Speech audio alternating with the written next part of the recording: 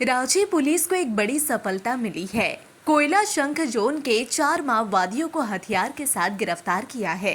गिरफ्तार उग्रवादियों के पास से हथियार और कारतूस भी बरामद किए गए हैं। सभी लेवी वसूलने के लिए खलारी इलाके के बांग्ला चट्टी नदी के पास एकजुट हुए थे। तभी इसकी जानकारी वरीय पुलिस अधीक्षक चंदन कुमार सिन्हा को मिली, जिसके बाद टीम गठित कर छापेमारी का आदेश दिया।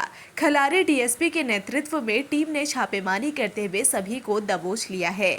सभी कुख्यात माओवादी है, जिन पर दर्जन भर मुकदमा अलग अलग थाना में दर्ज है।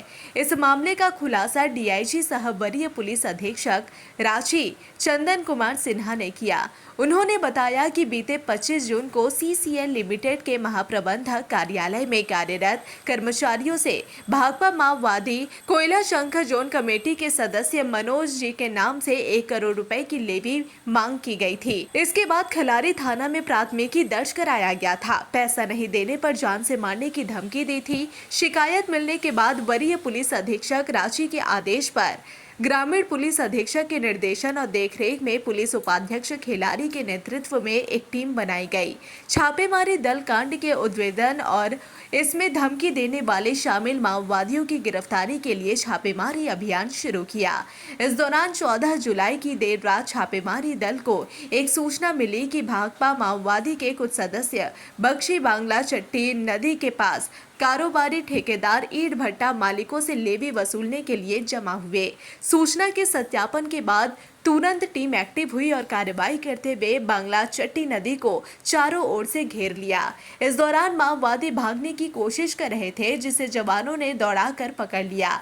गिरफ्तार माओवादियों के पास से हथियार और कारतूस बरामद किए गए हैं। जिनकी गिरफ्तारी हुई उनमें योगेंद्र गंजू उर्फ पवन जी, इसके पास एक देसी पिस्तौल और 3 जिंदा कारतूस बरामद हुआ। वहीं मुकेश गंजू के पास से लेवी में इस्तेमाल किए गए एक मोबाइल फोन और 3 सिम कार्ड, जबकि मन्नू गंजू के पास से प्रतिबंधित भाकपा माओवादी का लेटर पैड मिला है। इसके अलावा योगेंद्र गंजू और पवन जी से पूछताछ करने पर पता चला कि यह 2006 से भाकपा माओवादी संगठन से जुड़ा था। इसके आतंक को देखते हुए संगठन में से गारू सरजू क्षेत्र की जिम्मेदारी दी और एरिया कमांडर बना दिया था। ये पूरा मामला किस तरह से पुलिस ने कार्रवाई की, क्या कुछ? 25 जून को जो सीसीएल के महाप्रबंधक कार्यालय के एक कर्मी के मोबाइल पर एक धमकी वाला मैसेज आया था और इसमें यह था कि भाकपा माओवादी के मनोज जी के नाम से एक थ्रेटनिंग दी गई थी कि आप 1 करोड़ रुपया दिए लेवी के रूप में भाकपा माओवादी संगठन को। इस बात पर जो है उनके एप्लीकेशन पर एक एफआईआर दर्ज किया गया और उसके बाद रूरल एसपी केस मॉनिटरिंग करने लगे और डीएसपी खिलाड़ी, थाना प्रभारी नकलुस्कीगंज, थाना प्रभारी खिलाड़ी, इन सब मिलकर इनकी पूरी टीम ने, इनके पदाधिकारियों ने काफ़ी ज़्यादा मेहनत किया और अल्टीमेटली केस को डिटेक्ट किया। इसमें जो है जो गिरफ्तार हुए हैं वो 4 लोग गिरफ्तार हुए हैं इस पूरे षड्यंत्र में। पर इसमें जो मुख्य सरगना इसका है वो योगेंद्र गंजू है। योगेंद्र गंजू पूर्व में भाकपा माओवादी का सब जोनल कमांडर रहा हुआ है और यह उस कांड में भी शामिल था जिसमें एक पुलिसकर्मी के पेट में चीर करके बम डाला गया था। उस केस का ये एक्यूज है। यह जेल में लगभग पहले 2006 से 8 में जेल में रहा है भाकपा माओवादी के सदस्य रूप में और फिर 2012 से 22 10 साल लगातार जेल में रहा। जेल से निकलने के बाद कुछ दिन तो ये शांत रहा, पर अब इसकी फिर से इच्छा हुई कि संगठन को कुछ पैसा संगठन के नाम पर भी दिया जाए, संगठन को दिया जाए। मतलब एक तरह से भाकपा माओवादी का फिर से ये प्रचार करने का प्रयास किया था।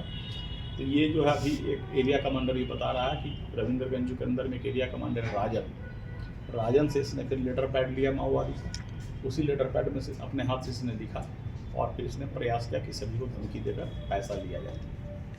तो ये भाकपा माओवादी की गतिविधि को फिर से आरंभ करने का प्रयास था, लेकिन आरंभ में ही योगेंद्र गंजू जो पहले पवन जी के नाम से जाना था गिरफ्तार हो गया और इसको मोबाइल देने में, दिलाने में, सीसीएल वालों का नंबर देने में जो भी षड्यंत्र में शामिल थे उसमें 3 आदमी और गिरफ्तार हो गए। लेकिन उपलब्धि और किन किन जिले में ये लगातार सक्रिय था सर?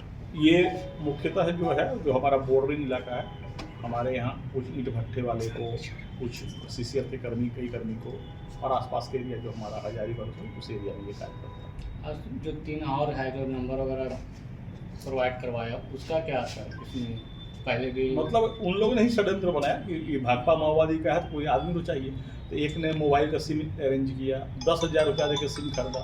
इससे अर्थ है कि क्रिमिनल एक्टिविटी लोग के दिमाग में थी। दूसरे ने टारगेट बताया कि सीसीएल का कौन आदमी को आप नंबर दिलवाया, और कुल मिलाकर ये आरंभ हो गया कि बीच में पैसा वसूली किया गया। उन लोग का भी बाद में क्षेत्र में 2009 से सब जोनल कमांडर का जिम्मेदारी सौंपा गया।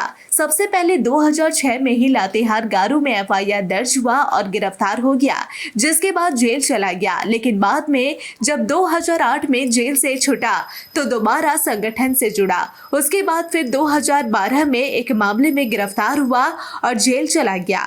लेकिन 10 वर्षों बाद 2022 में जब जेल से छूटा तो नक्सली गतिविधि से दूरी बना रहा था और अपने केस में कोर्ट में हाजिर होता था। लेकिन जब पैसे की जरूरत पड़ी और केस में पैसे कम पड़ रहे थे, इसके बाद वापस से पैसे के लालच में फिर से संगठन से जुड़ गया।